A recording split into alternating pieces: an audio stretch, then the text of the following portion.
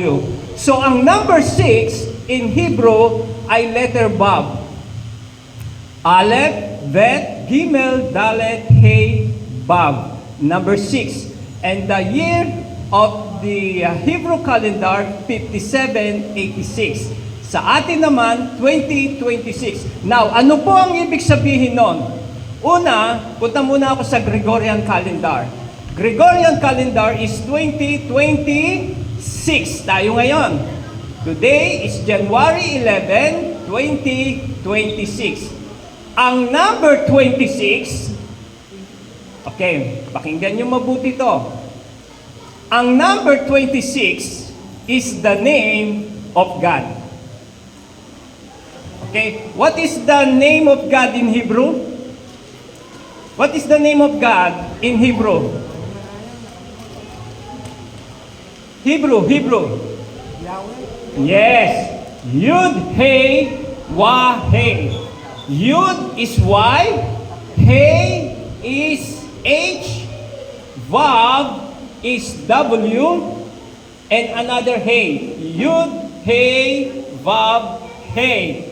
Na kung babasahin natin, YHWH or Yahweh. Okay? Now, ang Yud is number 10. Tandaan nyo, 10. Okay? Hey is number 5. Okay, pa-add ko po sa inyo kasi eh.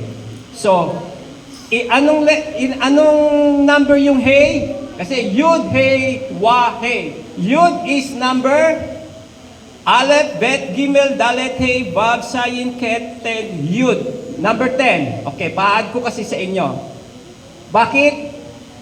Makikita ninyo kung ano ang ibig sabihin ng taong ito. Yud, Hey is number 5. Aleph, Bet, Gimel, Dalet, Hey. And Vav is 6. Aleph, Bet, Gimel, Dalet, Hey, Vav. 6. And another Hey is 5. How many? Ito, i-add po ninyo. Ilan?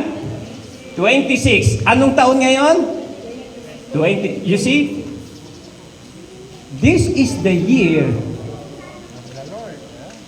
na ang Panginoon ay malapit sa atin. Meaning, the heaven and the earth is connected because of the letter Vav. Ano ang pictographic meaning ng Vav? Nail, pako. Saan dinamit ang letter Vav sa Hebrew translation from Genesis 1:1? Barashit, bara, Elohim, et hashamayim va, haares. Heaven connected earth. Ang kalangitan ay nakakonect itong taon na ito sa lupa. Mga kapatid, kung kayo po ay nananalangin ng isang beses sa isang araw, gawin ninyong 3 beses. 4 na beses. Paramihin ninyo. Bakit? Nakabukas ang kalangitan, ang kanyang pandinig sa inyong mga anak ng Diyos. Hello? Palakpakan natin ang Panginoon. That is the meaning of the Hebrew calendar 5786. Sino na nanalangin sa inyo bago matulog? Sino na nanalangin pagkagising? Okay, nawa ay gawin yung practice yan. Bakit? Ngayong taon na ito, ang kalangitan ay bukas para sa inyo, mga anak ng Diyos. Kaya sinabi ng Diyos, ang langit, hashamayim, vaet, haares, the heaven is connected sa earth. Kailan nangyari ito? By the time when God, inilagay niya ang paradise dito sa lupa. Amen? Si Adan, si Eva, nang inilagay ng Diyos ang paraiso, ano ang pinaka-main purpose ng paraiso? Ano? Yung tree of life. Mababasa niya sa Genesis.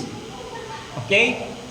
sa Genesis chapter 2. Subalit nang ang tao ay nagkasala, pinalabas sila ng Panginoon doon sa paraiso at naglagay siya ng anghel na may umiikot na espada. Meaning, do not enter. Okay? Sino nakapanood sa inyo ng Frankenstein? Itong latest na movie na Frankenstein. Wala pa nakapanood sa inyo? Ang ending ng story, nang ang isang tao ay gumawa siya, binuhay niya yung patay by means of electron. Yung isipan kasi ng tao, may maliliit yan na kuryente na nagkukuman. Tignan ninyo, pag gusto niyo ng tubig, anong ginagawa niyo? Kumikilos ang kamay. Sino ang nagkukuman sa kamay? Yung isip. Pag kayo'y naiinitan galing sa labas, gusto niyo ma-refresh, sasabihin ng isip niyo, gusto kong maligo, mag-shower. Nagkukuman. Because of your brain, dahil naiinitan kayo, gusto niyo mag-shower. Ang laging nagkukuman ay ang isip ng tao. Meron po siyang kuryenteng bumabato-bato sa bawat kaisipan ng tao. Ngayon, ang taong ito, naka-invento siya, nabuhay niya yung tao. At yung tao na yon, kahit na anong gawin sa kanya, barilin, saksakin, patayin, sunugin, nabubuhay muli. The ending of the story, alam nyo ang sabi niya, pumunta siya sa gumawa sa kanya. Sabi niya, igawa mo ako ng babae. Kailangan ko may kasama ako sapagkat ako'y malungkot. Pinatay siya, maya-maya, nabubuhay. Sabi niya, ano saysay ko? Iba ako sa inyo. Yung tao, pag pinatay, patay. Pero siya pag pinatay, seconds, bumabalik, nag-i-heal yung sugat. Sabi niya doon sa gumawa sa kanya, gawa mo ako ng babae para may kasama ako. Sabi nung lalaki, hindi na, ayaw ko. Sabi niya, hindi ko alam kung anong gagawin ko sa'yo. Alam niyo ang ending? Umiiyak si Frankenstein, naglalakad sa kawalan. Tinatanong niya ang sarili niya, ano ang purpose ko dito ngayon? Ganon ang mangyayari sa tao pag nahawakan niya yung tree of life. May kasalanan siya, pero hindi siya namamatay. Kaya inalis ng Diyos ang tao doon sa paraiso para huwag mahawakan yung tree of life. Kaya ang tao, ano ang nangyayari sa tao? Ano ang sabi ng Diyos? Hindi na lalagpas sa 120 years ang buhay ng tao sapagkat ang tao ay masama. Nalungkot ang Diyos na nilikha niya ang tao. Bakit? Mas minahal niya ang masama kaysa sa mabuti. Kaya ibinaba ng Diyos ang kautusan. Ang ibig sabihin ng kautusan, pagdidisiplina. Ano unang utos? Mahalin mo ang Diyos nang higit sa lahat, buong puso, isip, kaluluwa, at iyong lakas. Ikalawa, mahalin mo ang iyong kapwa, gaya ng iyong pagmamahal sa iyong sarili. Huwag kang papatay, huwag kang mangangalunya, huwag kang sasaksi sa mali, huwag kang magsisinungaling. Dinidisiplina ng Diyos ang tao. At nang natapos ang pagdidisiplina sapagkat ang kautusan ay may bisa hanggang sa panahon ni Juan Bautista. Ano naman ang dumating? Ang biyaya ng Diyos. You are saved by grace. Amen? Bakit ko po kayo inumpisahan? Sa sitwasyon ng isang tao para siya maligtas. Ito po kasi ang mensahe. Buksan po natin sa aklat ng Matthew chapter 5. Matthew chapter 5 verse 29. Nung ako'y pasimula pa lamang nag-aaral ng Biblia, papunta pa lang ako doon sa Ah, ang pagbabasa po ng Biblia at bilang isang Kristiyano, hindi po kayo dapat manatili sa isang bata. Ang sabi ng Biblia, nung kayo ay sanggol, gatas ang binibigay sa inyo. Subalit ngayon, malaki na kayo, hindi na gatas. Karne na ang pinapakain sa inyo. Anong ibig sabihin? Kumakain na kayo ng malalalim sa salita ng Diyos. Nang nabasa ko ito, naghang po ako sa aking sarili. At hindi ko naunawaan yung binasa ko. Malaking tanong po ito sa akin at inabot ako ng mga ilang taon. At dahil hindi ko siya naunawaan, dumating po yung time na tanggap ko po yung revelation. Basahin natin. Matthew, praise God. Thank you. The year of the Lord, 2026. Kaya mga kapatid, huwag niyong kakaligtaan, paggising niyo sa umaga, before you do anything else, kneel and say, good morning, Father God. Good morning, Lord Jesus. Good morning, Holy Spirit. Thy will be done. Okay? So, Matthew chapter 5, verse 29 and 30. Basahin. Pwede ba natin ipaki-flash? Ang Matthew 29, okay? Basahin ko na lang po, Pastor. Sige po. Pakibasa po.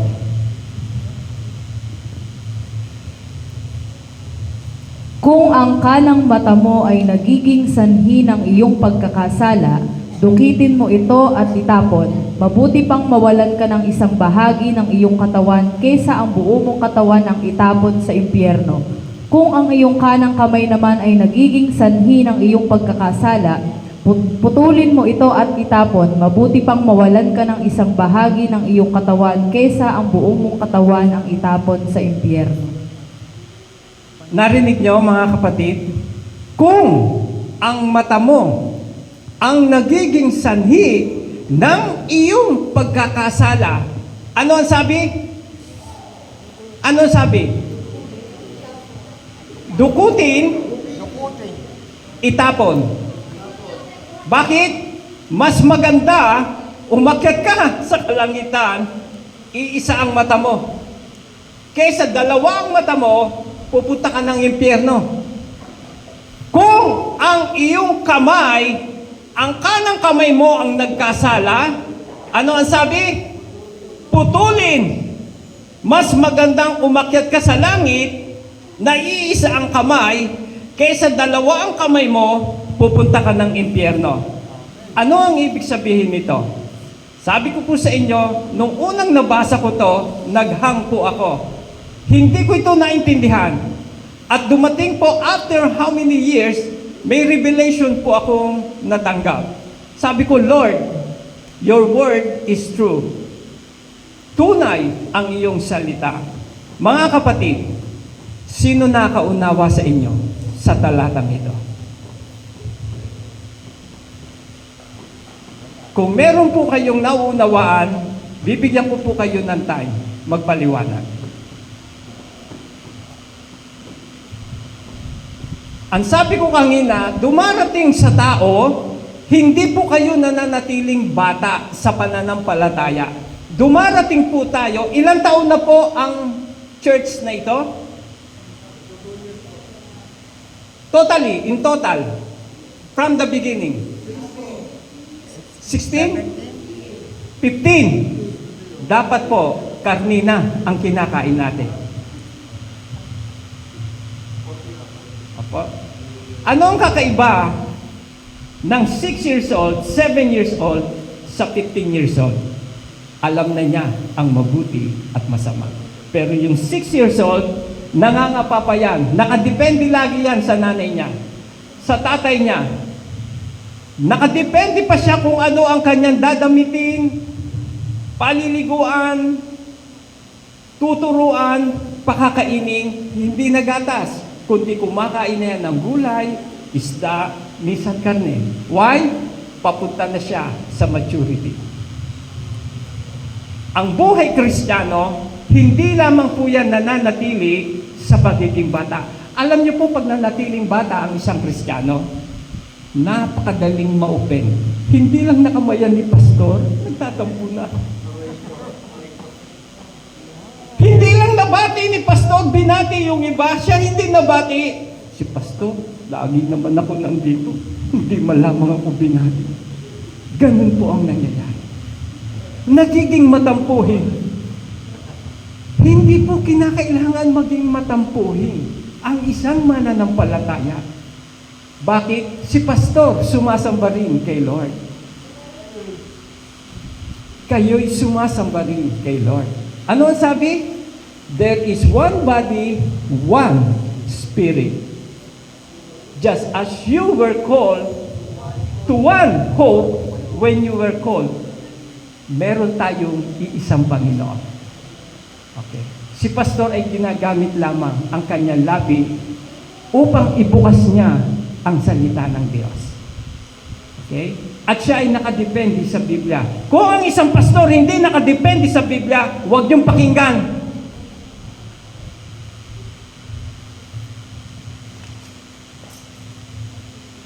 Dahil ang authority ng church ay nasa salita ng Diyos. Kapag wala ang Diyos sa isang pagpupulong, walang halaga ang fellowship. Amen. Kailangan maramdaman ninyo ang presensya ng Diyos. Pag hindi nyo na nararamdaman, magtanong na kayo. Amen?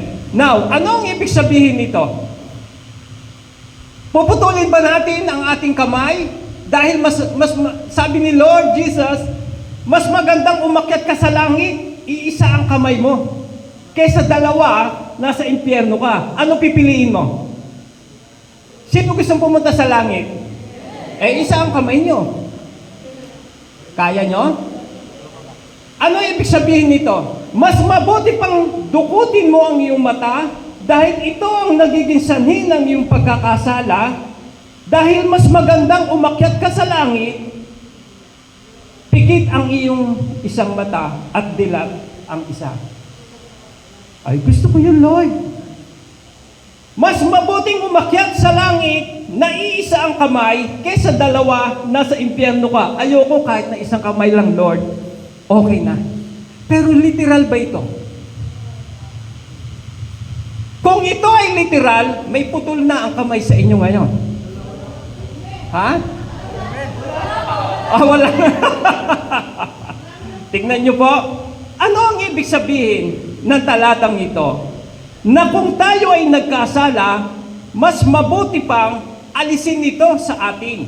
Kaysa pumasok tayo sa kaharian ng Diyos na iisa lang ang ating mata o ang kamay. Ano ang ibig sabihin nito? Napaka-stricto ng paghingi ng tawad sa ating Diyos. Hindi po ito basta-basta. Pag ikaw ay nakapagmura, sabi mo, ay sorry Lord. Ganun lang. Nakapanakit ka. Ay sorry Lord. Basta lang lumabas yung sorry, but you did not mind it. Hindi mo sinapuso ang paghingi ng tawad.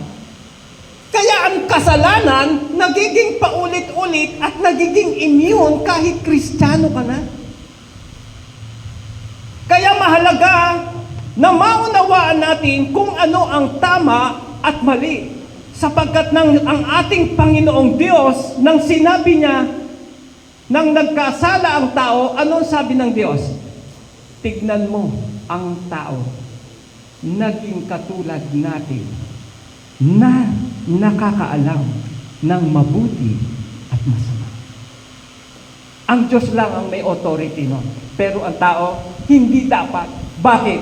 Mas minahal ang masama kaysa sa kabutihan.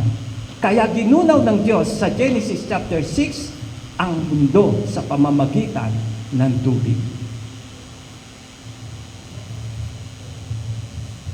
At ilang tao lang nabuhay? 8 ang pamilya ni Lot. Why? Ang sama ng tao eh. Kaya pinutol niya ang tao. Mas mabuti pa na umakyat ka sa langit naiisa ang kamay mo, kaysa buo ang iyong pagkatao, pupunta ka ng impyerno. Ngayon, nais niyo po bang maunawaan ang talatang ito? Are you ready? Amen. Praise God. Mga kapatid, ang talatang ito ay hindi literal na putulin nyo ang inyong kamay. Bakit?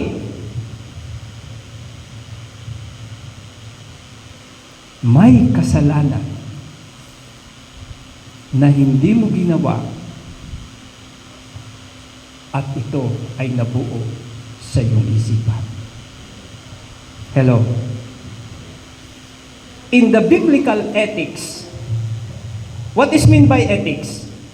Ano ibig sabihin ng ethics? Ethic is a moral principle that govern a person's behavior or conducting of an activity. Ibig sabihin, yung ugali mo, yung karakter mo, yung kinikilos mo, yung ginagawa mo, that is ethics. Hindi ba't pag ang tao, ang bata nagkasala, ewan ko kung naabutan ninyo ito, nung kami maliliit pa, elementary, pag ang kalaro namin nagkasala, nanakit, nanuntok, nanipa, namingot, nabunot, ano sinasabi ng nanay niyo doon sa bata? Ano sinasabi ng, tignan nyo, kaya ang new generation, malaki ang pagkakaiba nung nakaraan eh. Alam nyo sinasabi ng nanay namin, siguro ang nanay nito, salbahe rin. Hindi nyo pa naririnig to? You see? Bakit? Bakit? Dahil ang ugali ng bata dapat namamana sa kanyang magulang. Pag mabuti ang magulang, ipinapasa ng magulang sa kanyang anak. Kaya ang laging sinasabi ng mga magulang noon, siguro ang tatay nito, babaero rin. Ano ko po yan? Nung maliliit kami, okay, dahil ang tatay ko ay ng ibang bayan, ng ibang bahay. Sumakabilang bahay. Ang sabi sa amin, nung aming kapitbahay, ito, naku, babaero din yan paglaki niyan.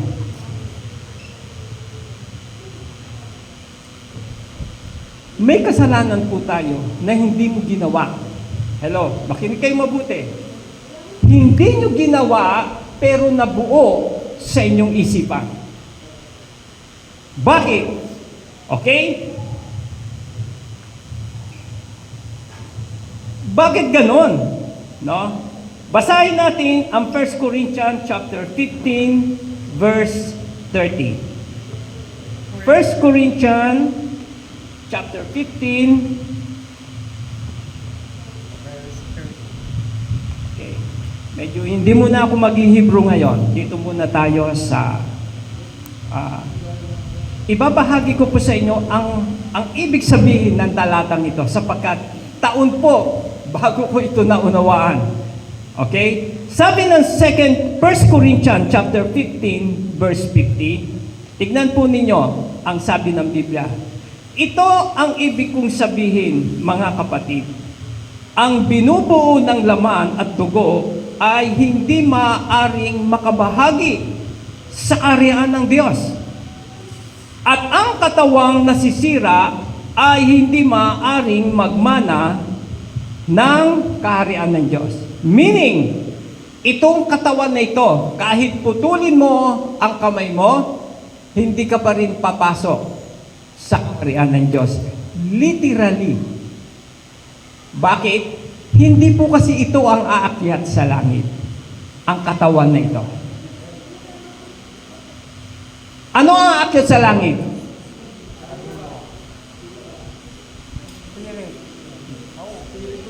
Ang tao ay merong, una, espiritu, kaluluwa, at nakatira sa katawan. Pag ang tao ay namatay, lumalabas yung hininga ng Diyos na ibinigay sa atin. Hello? Naunawaan ninyo? Paano ka nabuhay? Hinipan ka ng Diyos sa Genesis chapter 2 verse 7. Kumuha siya ng lupa, inanyuan, ginawang tao, hindi pa siya humihinga, pero anyong tao na. Anong ginawa ng Diyos? Kinuha niya ito at hinipan saan? Sa ilong. Yung hangin na lumalabas sa inyong ilong, sa inyong bibig, that is the Spirit of God. Kaya kayo nabubuhay. Kaya ang tao ay tinatawag buhay na kaluluwa. Walang halaga ang katawan dahil ito ay namamatay because of sin. Romans 3:23, for the wages of sin is, that's why namamatay ang tao. Pero yung espiritu at kaluluwa, nananatiling buhay kahit patay na ang iyong katawan. Naniniwala ba kayo doon? Hello? Mga kapatid, ang katawan na ito ay kahit na anong paganda mo sa mukha mo, kahit na anong iniinom mong pampabata, kahit ano pang ginagawa mong pag-iingat sa katawan mo, hindi ko naman sinasabing bawal yon. Okay lang yon. Pero dumarating yan na ikaw ay unti-unting hindi ka lalagpas ng 120. According to Psalm 70 to 80, magpasalamat ka kung buhay ka pa. Kaya ang katawang ito, hindi ito ang aakyat sa langit. Ang aakyat sa langit ay ang ating soul and the spirit. Nang ang tao ay nagkasala, spirit, soul, and body, dead. Patay. Ano ibig sabihin ng patay? Layo ang tao sa Diyos. Pag ang tao layo sa Diyos, patay ang tao. Kahit ikaw ay humihinga. Ano sabi ni Jesus doon sa taong gusto sumunod sa Kanya? Panginoon, ililibing ko muna ang aming patay bago ako susunod sa iyo. Ano sagot ni Jesus? You see? Patay po tayo pag wala ka kay Lord. Kaya bang ilibing ng patay yung patay? Pero tayo ang tinutukoy. Hayaan mo yung patay maglibing sa kapwa niya patay. Meaning, yung taong walang pagkakilala kay Kristo, siya ay tinuturing na patay. Kaya yung kaluluwa natin, buhay na buhay yan. Kaya lang sinabing kamatayan, nandoon ka sa dakong paghihirap. Ano sabi ni Lazaro at ang mayaman? Si Lazaro, nararamdaman niya yung init. Bagamat siya ay soul, nandoon siya sa dakong paghihirap. Ano sabi niya sa mayaman? Kay Amang Abraham. Amang Abraham! Remember, ang pag-uusap, nasa kabilang buhay. Wala rito sa lupa. Nasa kabilang buhay. Ano sabi ng mayaman kay Amang Abraham? Amang Abraham, isugo mo ang iyong anak. Na si Lazaro, palamigin ang aking dila sapagkat ako'y, naghihirap. Init na init. Why? Soul na siya. Nagsasalita. Humihingi ng tubig. Palamigin ang aking dila. You see? Buhay. Kahit siya'y nagkasala, buhay na buhay siya. Kaya lang, nasa dakong paghihirap. Yun yung tinatawag na ikalawang kamatayan. Buhay siya, pero pinahihirapan ang kanyang kaluluwa. Ayaw ng Diyos na mapunta ka ron.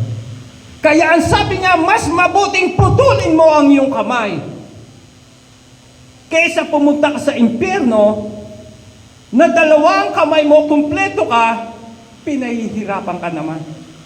Pero pag sa langit, isa ang kamay mo, nasa langit ka naman. Ano ibig sabihin?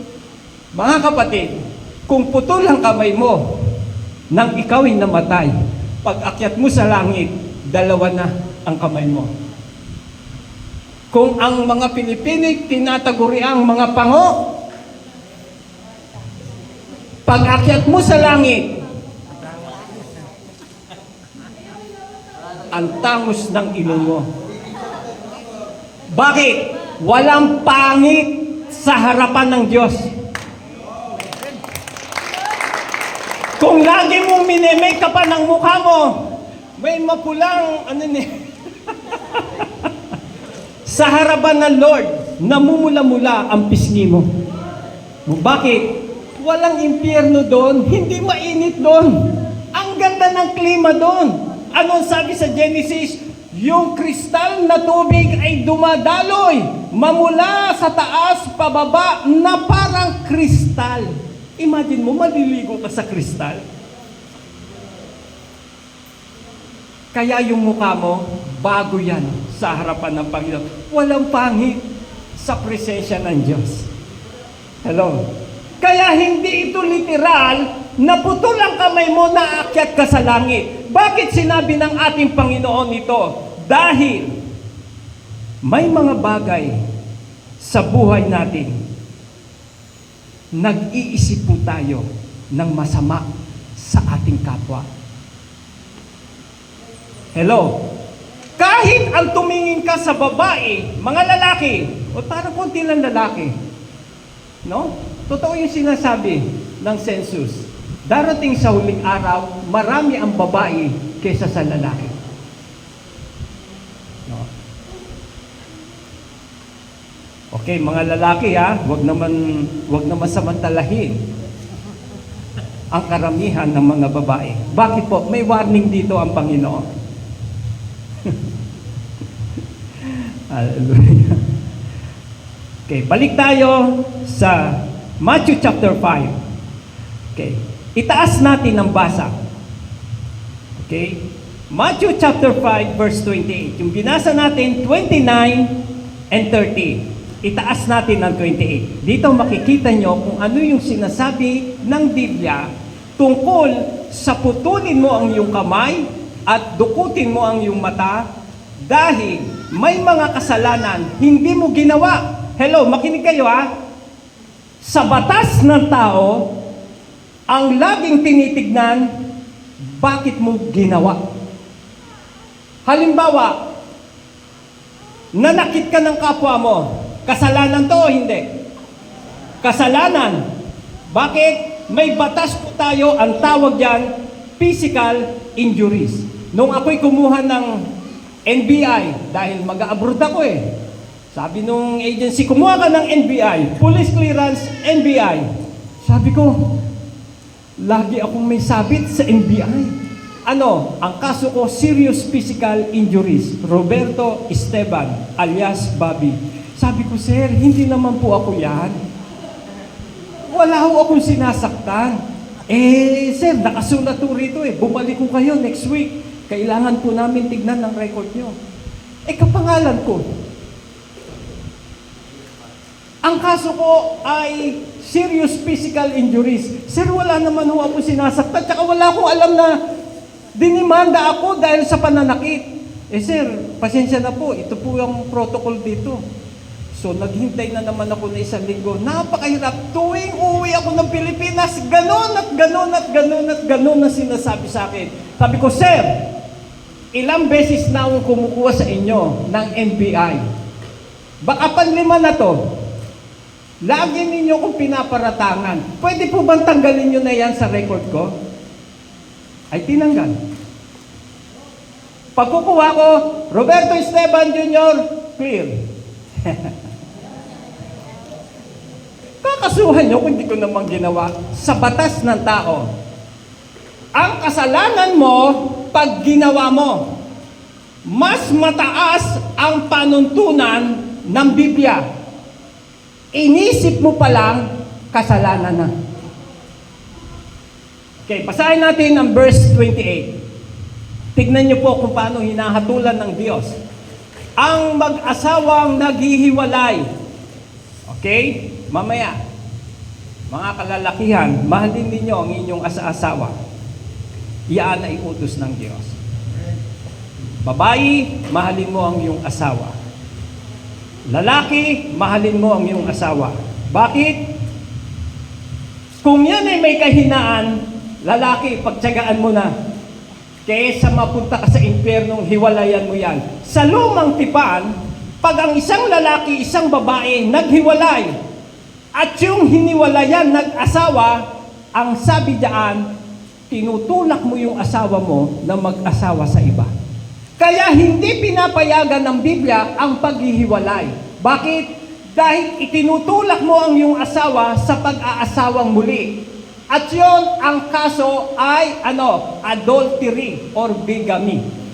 At ito ay ayaw ng Biblia. Lord, bakit inutos ni Moises? Inutos ni Moises dahil ang tigas ng ulo nyo. Subalit sa pamantayan ng Diyos, bawal yan. Ang pinag-isa ng Diyos, hindi kailangan paghiwalay. Basahin natin ang 28. Ngunit sinabi ko sa inyo, ang sino man tumingin, hello, mga lalaki, ang sino man tumingin sa isang babae nang may pagnanasa, nangangalunya na sa babaeng sa kanyang puso. You see, tumingin ako, nagkaroon ng laro sa aking isipan, sexy nito Uy, yung babae, nagsuot ng, ano tawag dito yung, miniskirt. Tapos, umupo. Yung babae naman, hatak ng hatak pababa. Sabi nung katabi, tignan mo to, nagsusuot ng maiksi. Pag umupo, hatak naman ng hatak pababa. Bakit ayaw na lang magsuot ng hanggang tuhod? Para hindi hatak ng hatak. Ano ang purpose ng babae? Siyempre, ang babae, pag humanga ka sa ganda, proud sila.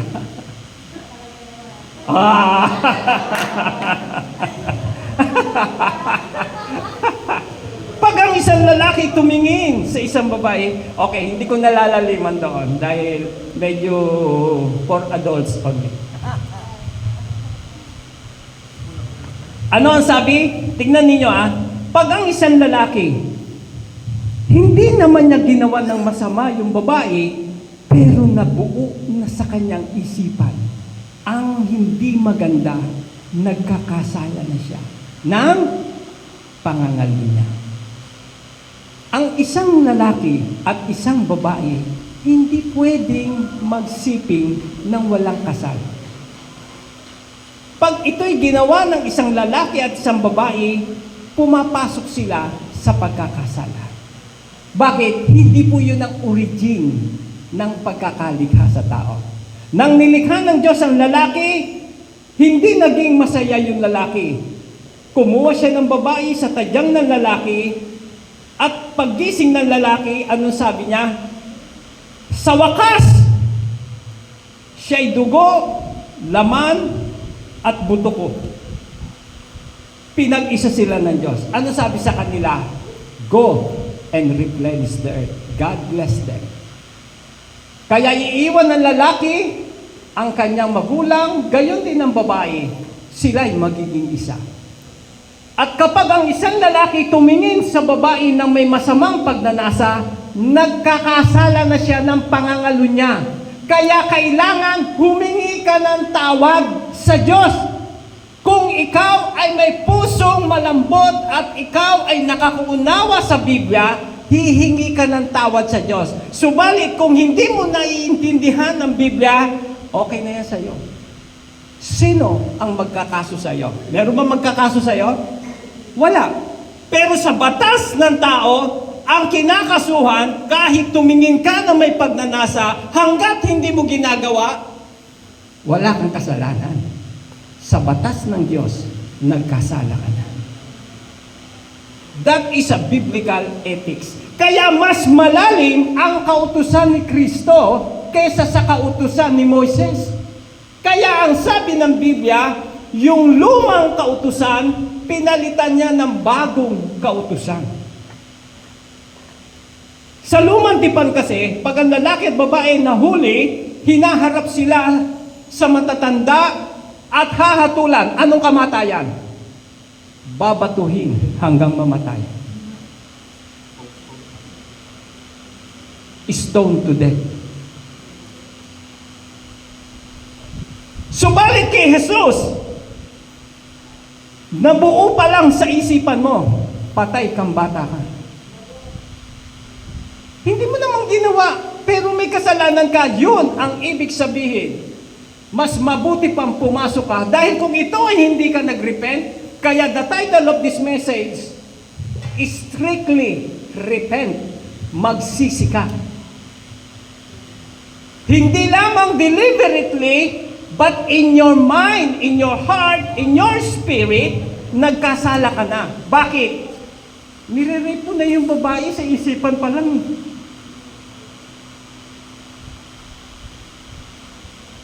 Nangyayari ba ito? Kaya kayong mga babae, maging modest kayo sa pananamit para hindi kayo yon. Tingin pa lang kasi ay iba na. Lalo na sa panahon ngayon. In the last days, ang sabi ng Timothy, magiging mapaglaro ang kaisipan ng tao. Magiging high-minded. Tinignan ka lang eh. Abay, sinaksak na. Bakit? Ang sama ng tingin mo, ha? Sa tundo ka pa dumaan.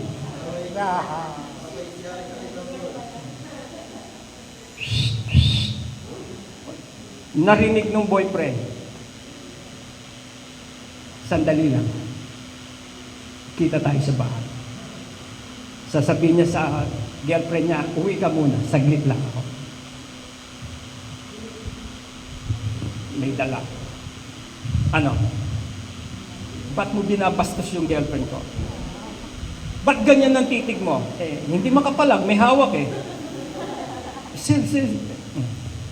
see? Magiging high-minded sa huling panahon. Kaya to secure, bilang mga mananampalataya, maging yung ating kaisipan, pati ang ating kaisipan, meron kang tinatawag na divine connection sa ating Panginoon.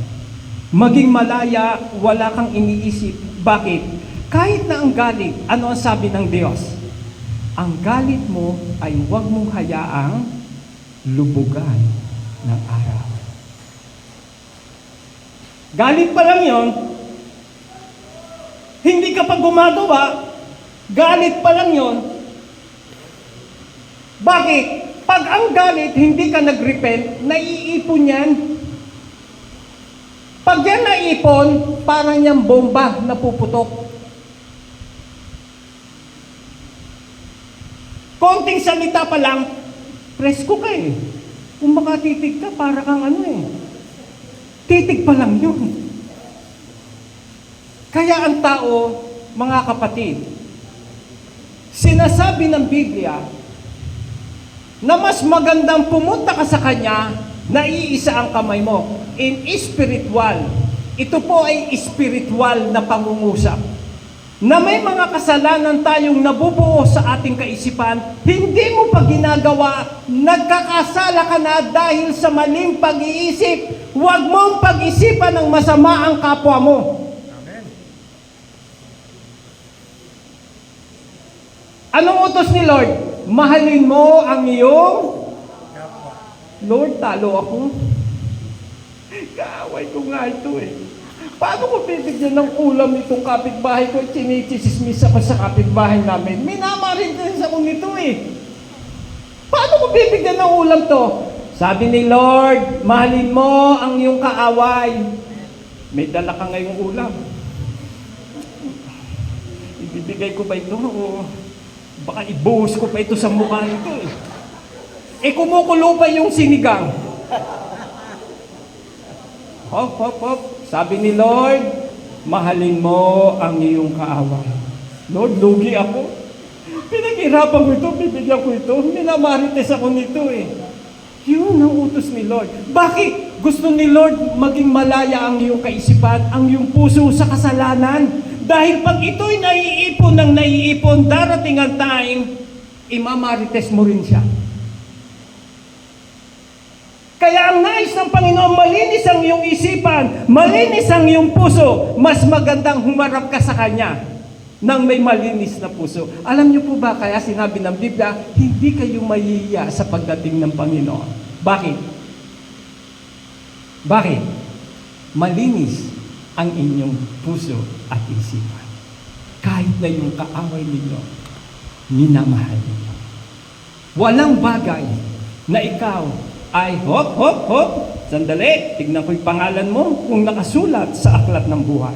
Saglit lang. Walang ganon. Sa iyong sarili, alam mo na ikaw ay karapat-dapat magmana ng kaharian ng Diyos. Bakit? Sa lupa pa lang, sinunod mo na ang kanyang kautusan. Hindi ka mahihiya sa kanya. Kaya yung pagdating ng Panginoon, pag ganyan ka, ibig sabihin, may kasalanan ka. Pero pag dumating si Lord, nakataas noo ka, ibig sabihin, alam mo na malinis ka sa harapan ng Diyos. Hindi ka nahihiya. Ang nahihiya, yung may kasalanan.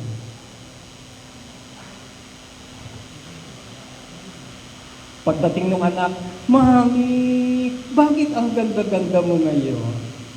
Mami, bakit parang bumabata ka? Sasabihin ni nanay, yung anak ko may gusto. May kailangan ng anak ko. Ang lambing ng anak ko.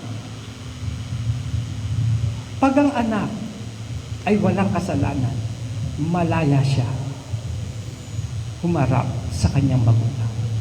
Gayon din sa ating Panginoon. Pag malinis ang iyong puso at isipan, wala tayong kasalanan na dapat na tayo ay mahihiya. Sa John chapter 6 verse 26, tingnan niyo po kung paano magsalita ang ating Panginoon. John chapter 6. Okay? John chapter 6. Okay. Sabihan ninyo ako kung lumalagpas ako sa oras. John chapter 6 verse 26. Babasahin ko na po para mabilis ako. John chapter 6 verse 26. Pakinggan ninyong mabuti, mga kapatid. Sumagot si Jesus, totoo ang sinasabi kong ito. Hinahanap ninyo ako, hindi dahil sa himalang nakita ninyo, kundi dahil nakakakain kayo ng tinapay at nabubusog. Nang si Jesus ay nangangaral, sila ay nasa wilderness. Sabi ng mga alagad, Guro, napakaraming tao nito. Pauwiin mo na dahil magagabi na. Para makakain ang mga taong ito. Si Jesus gumagawa ng himala. Patuloy ang pagdami ng tao. Pag may nagugutom, sa Kanya ang punta. Pag may sakit, sa Kanya ang punta. Pag may problema sa pamilya, sa Kanya ang punta. Ang Panginoon, crowd, multitudes of people, sumusunod sa Kanya. Pero ito, anong sabi niya? Sumusunod kayo sa akin dahil nabubusog kayo. Bakit? Paggabi na, sabi ni Lord, huwag mo silang pauwiin. Pakainin mo sila. Lord, paano ko pakakainin ito? May pambili po ba tayo, Lord? Sabi niya, sino ang may pagkain dito? May 5 tinapay, 2 pirasong isda. Kunin mo. Paupuin mo tig-50, tig-50. Sabi ni Lord, Ama, bless this food. Binigay. Sumobra, ilang basket pa. Nakakain ang 5,000, lalaki pa lang. Hindi pa kasama yung mga babae. Bakit? Nagmumultiply lagi ang ating Panginoon. Kaya sinabi niya sa mga taong ito, sumagot si Jesus, totoo ang sinasabi kong ito, hinahanap ninyo ako, hindi dahil sa mga himalang nakita ninyo, kundi dahil nabubusog kayo.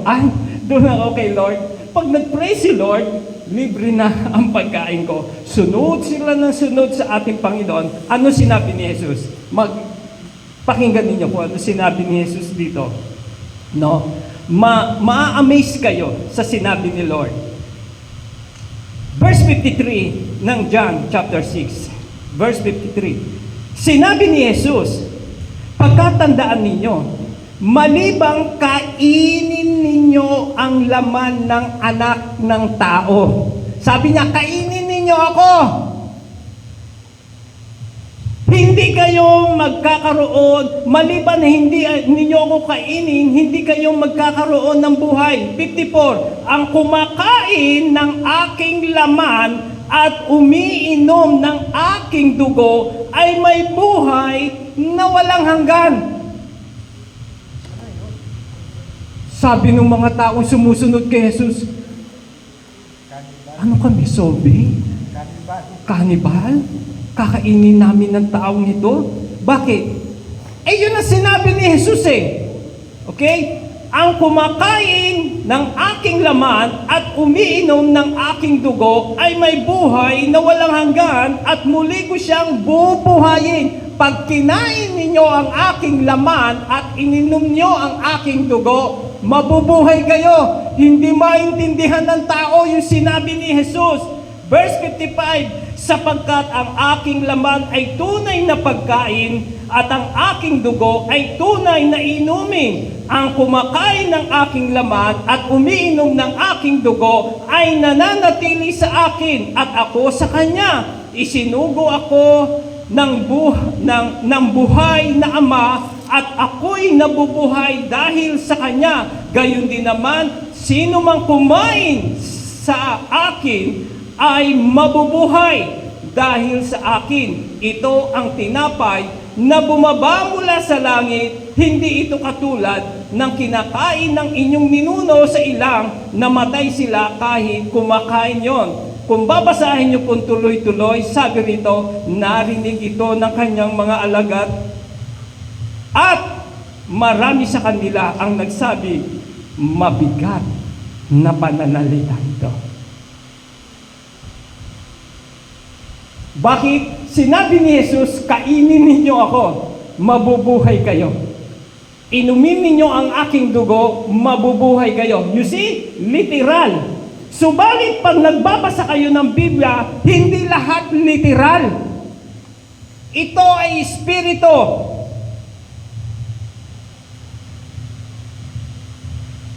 Verse 63, ang espiritu ang nagbibigay buhay. Hindi ito magagawa ng laman.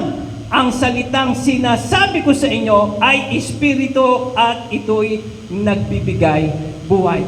Jesus is talking about spiritual food. Yung spiritual na pagkain. Hindi niya sinabing literal na kainin ninyo ko. Kaya yung mga tao na tumitingin kay Jesus na nabubusok dahil sa tinapay, nung sinabi ito ni Jesus, iniwanan ang ating Panginoon. You see? Why? Wrong. Mali ang kanilang kaisipan. Kaya kung minsan pag tayo ay nagbabasa ng Biblia at hindi natin nakukuha ang ibig sabihin, nagahang po tayo, parang computer. Hindi niya matanggap. Nagahang. Naglo-loading. Ano pag may ganon? Di ba doon sa cellphone nyo, ikot ng ikot? Oh. Kasi hindi pa niya makuha. Ganon po, minsan. Pag hindi mo makuha, naglo-loading. Dumating yung time na ibigay yung tamang interpretation.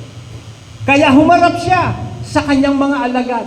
Iiwanan niyo rin ba ako katulad nila? Kaya kapag tayo po ay nag-i-interpret ng salita ng Diyos, mahalaga sa atin na meron kang panalangin. Upang maunawaan natin ang kanyang sinasabi. Hindi literal na kainin mo siya. Subalit, tignan ninyo. Di ba, anong araw communion dito, Pastor Agol? First Sunday? First and last Sunday. You see? Bakit natin ginagawa? Ano sabi niya sa Corinthians 11? To remember Him.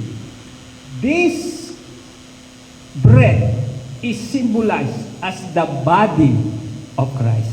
Sumisimbolo.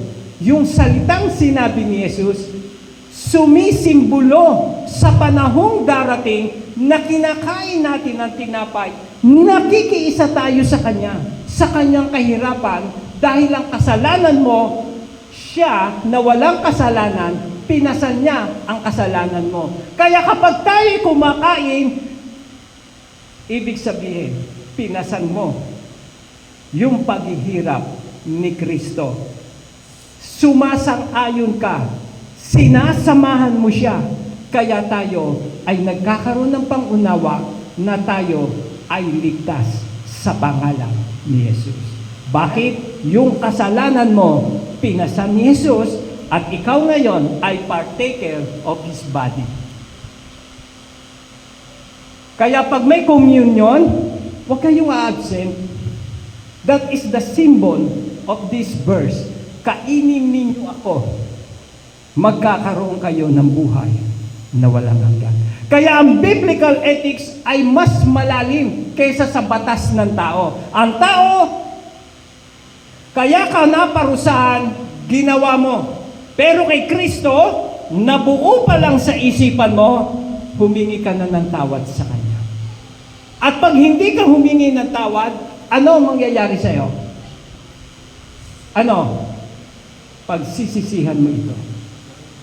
Bakit? Namatay na nga si Lord eh. Napako na nga sa krus. Hindi ka pa humingi ng tawad?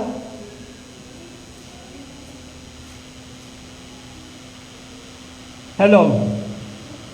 Kaya mahalaga mga kapatid. Sabi ng verse 63, the word that I speak unto you, they are spirit. Hindi literal na putulin mo ang iyong kamay para pumasok ka sa kaharian ng Diyos. Dahil ang katawang ito mismo, hindi ito papasok sa kaharian ng Diyos.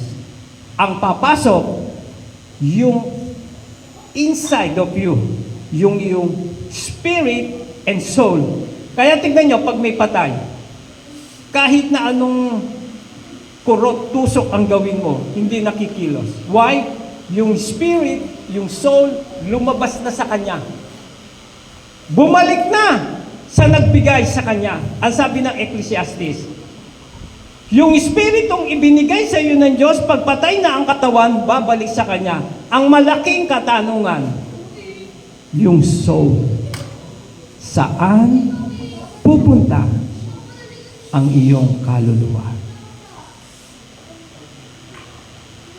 I repeat, are you ready? Kung mamaya dumating ang Panginoon, may tataas mo pa ang ulo mo, sabihin mo, Lord, here I am. Kaya mo bang gawin? Kung tayo ay parang nagda-doubt, ay mamaya, humingi ka na ng tawad. Lord, magmula nung ako'y nagkaisip, hanggang ngayon, patawarin mo ito. Palayain nyo ang inyong kaisipan, ang inyong puso sa kasalanan. Hello? Naunawaan po ba ninyo kung bakit sinabi ang Matthew chapter 6 na putulin ninyo ang inyong kamay at dukutin ang inyong mata? Mas magandang pumasok sa kaharian ng Diyos na walang kamay at mata kaysa pupunta ka sa impyerno na buo ang katawan. Ibig sabihin, meron tayong kasalanan sa kaisipan na baka hindi mo alam, hindi mo pa nahihingi ng tawad sa Kanya. Kaya ang nais ng Panginoon, your spirit, your soul, and your body free. Ito po yung verse na iiwanan ko sa inyo. Buksan po natin sa 1 Thessalonians chapter 5 verse 23. Pakibasa nga po. 1 Thessalonians chapter 5 verse 23. Ito po ang dapat mangyari, mga kapatid. Pakinggan po natin. Naway lubusan kayong gawing banal ng Diyos na siyang nagbibigay ng kapayapaan, at naway panatilihin niyang walang kapintasan ang buo ninyong katawan, ang espiritu, kaluluwa at katawan hanggang sa pagparito ng ating Panginoong Hesukristo. The Lord wants to preserve your spirit, your soul, and body. Yung espiritu ng tao, ito ang kanyang puso. Yung soul, ito yung kanyang kaisipan. yung kanyang conscience. At yung body, anong function ng body? Hear, sing, taste, ano pa? Smell, touch. 5 senses. Tignan nyo, kanya-kanya po yan eh. Pero ang sabi niya, panatilihin ninyo dahil si Lord hindi lang concerned sa inyong spirit and your soul, even your body. Why? Your body is the temple of the Holy Ghost.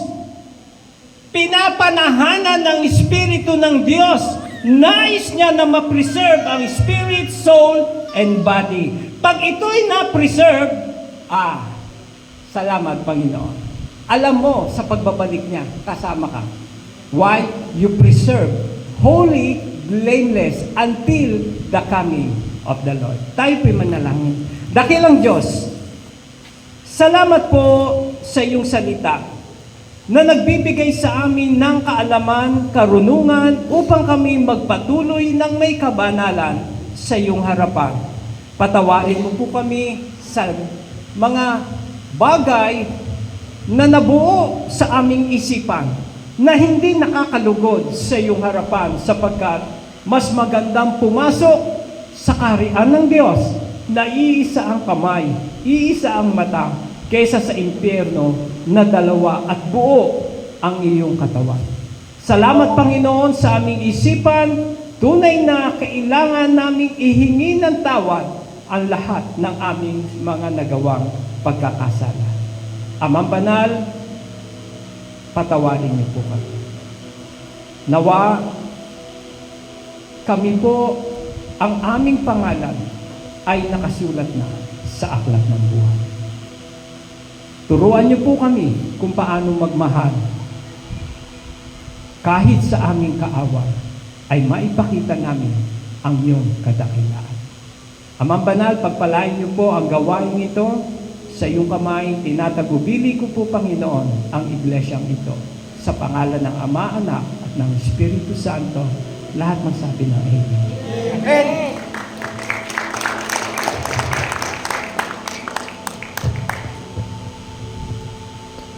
Salamat po sa Diyos sa napakagandang mensahe na ipinadaan po sa kanyang lingkod na si Pastor Robert.